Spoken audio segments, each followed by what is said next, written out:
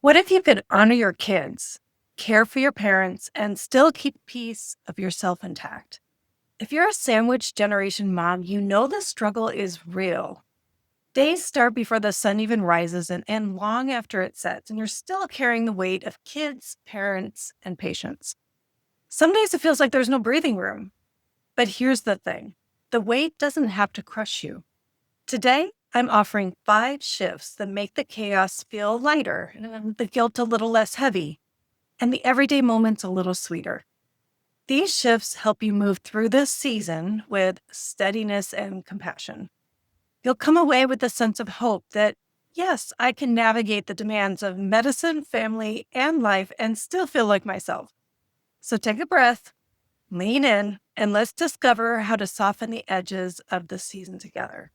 Find the full transcript and bonus resources for physician moms at inspiredmommds.com/76. Hi, you're listening to the Inspired Mom MDs podcast. I'm your host, Dr. Cindy Van Praag. I help physician moms take back control of their time and energy so that they can prioritize what matters most and thrive at work and at home. A few days ago, I picked up Pema Children's book, How We Live is How We Die.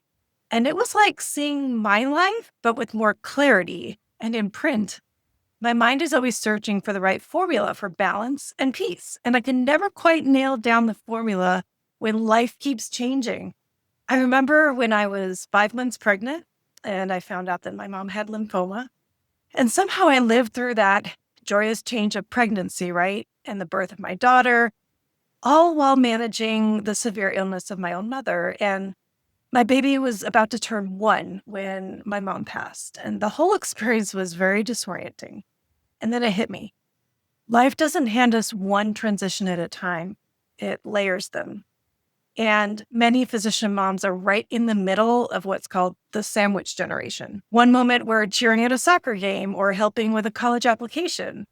And the next, we're calling our parents specialists, physicians, navigating new medications, or just worrying about them at home in the middle of the night.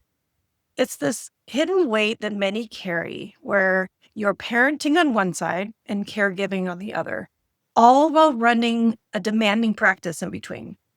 This is the reality of sandwich generation moms. There are milestones with kids on one side and milestones with aging parents on the other. And the calendar never seems to leave room for breathing space. The text from your kid or the call from your mom, they all come at once, right? And then guilt can prevail that you're never doing quite enough. And anxiety can seep in when the future is just so uncertain. And your own energy then feels stretched thin like a rubber band about to snap. Pema Children's book also helped me understand a deeper layer of the suffering itself of what we're experiencing. And this alone can be transformative, understanding the suffering. So, in a small nutshell, it's recognizing that resistance to change can create more pain than the change itself. Think about that for a minute. It takes far more, often counterproductive energy to resist what will happen anyway. Wow. And then the realization alone opens the door to something better when you stop resisting. But here's the good news. While we can't stop the transitions, we can navigate them with more ease and more compassion. And I have 5 mindset shifts that might help. So, what can a doctor mom in the sandwich generation actually do? How do you honor both patients and family while keeping yourself intact? I've distilled this into 5 shifts around mindset, perspective, and practical moves that you can take to help you navigate that guilt and overwhelm and the pain that comes with being in a sandwich. The first is recognize transition is constant. Life is always in motion. This moment, this version of you will never come back. Every day is a transition. The ground is constantly shifting beneath your feet. Sometimes it's quiet and sometimes it really shakes your whole world, right? To acknowledge this fact helps you stop fighting inevitable change. Transitions aren't interruptions to life, they are life. One week you're packing your kid for summer camp, and the next you're driving your parent to their doctor appointment. That ground never stays still, and that's normal. Transition is constant. Number 2, accept what today will bring. Acceptance doesn't mean loving every hard moment. It means choosing peace over the anxiety of trying to control the uncontrollable. It's choosing to try not to fit everything into a perfect balance because you accept that that's just not quite possible. Instead of fighting the frustration of your charts that are unfinished or there's dishes in the sink, which is my pet peeve, you can choose to accept that maybe tonight is just not going to look how I hoped it would be, but tomorrow brings another chance. So acceptance isn't giving up. It's freeing yourself from the extra suffering that comes from wishing reality was different. Number 3, treasure the present moment. You only get this moment once. Make it meaningful, not necessarily perfect.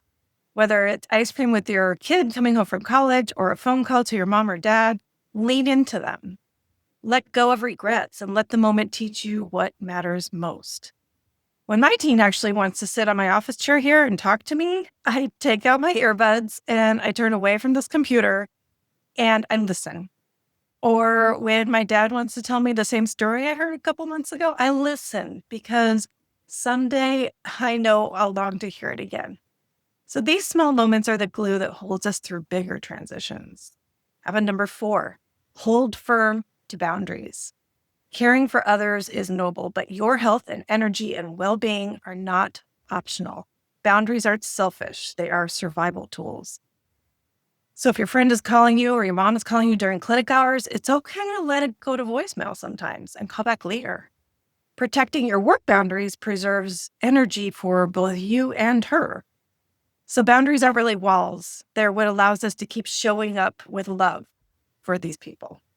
And finally, lean on community. You are not meant to carry it all alone. Joining a local caregiver support group or just even texting a fellow doctor mom who is also in this sandwich generation season can shift the weight off of you. And hearing other people's stories reminds you that you're not alone. So turn your face to the sun. You have the strength to walk this road, and the strength is stronger with others.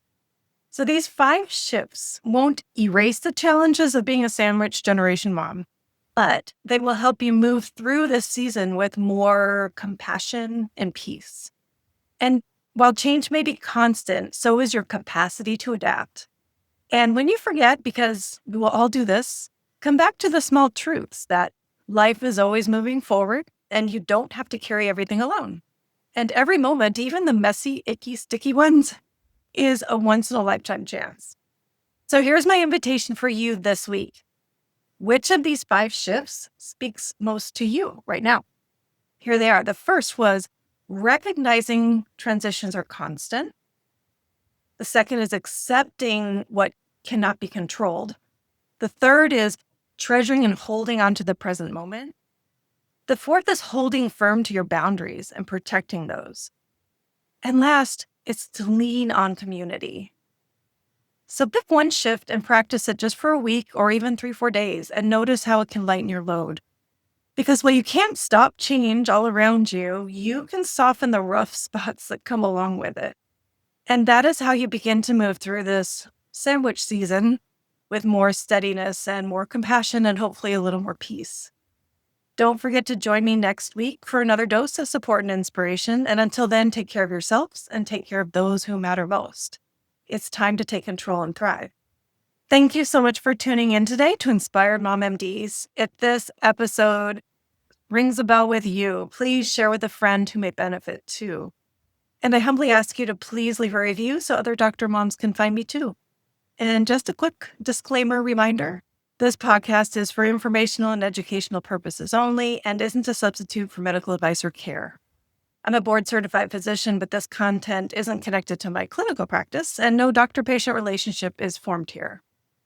Please always talk to your own health professional about any mental or physical health concerns. And as always, take what helps and leave the rest. Go to inspiredmommds.com for full disclaimer.